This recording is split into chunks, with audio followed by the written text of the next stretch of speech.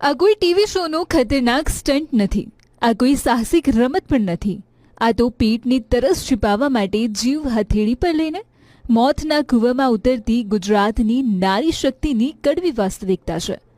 ગુજરાત સરકાર ભલે ઘરે ઘરે નળ સે જળ પહોંચાડવાના કરોડોના દાવા કરતી હોય, પણ વિકાસના એ દાવાઓની હવા કાઢતી આ તસવીરો તમારું દિલ ધ્રુજાવી દેશે.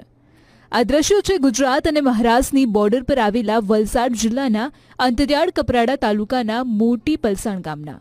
હા, એ જ ગામ છે જેને ગુજરાતનું ચેરાપુંજી કહેવાય છે, જે ચોમાસામાં સૌથી વધુ વરસાદ પડે છે. પણ આજે આ જ ચેરાપુંજીની દીકરીઓ ઉનાળાની કાળઝાળ ગરમીમાં પાણીના એક એક ટીપા માટે તરસી રહી છે. બેરસ્તા ફળિયાની આ મહિલાઓ દરરોજ 45 ફૂટ ઊંડા અંધારા કૂવામાં લોખંડની સીડીઓ, સળિયા અને દોરડાના સહારે નીચે ઉતરે છે.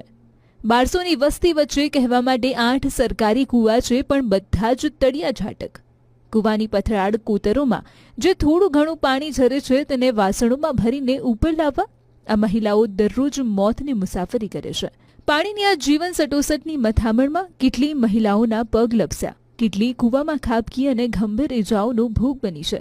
છતાં અંધારા કૂવા જેવું જ અંધારું વહીવટીતંત્રની આંખોમાં છવાયેલું છે.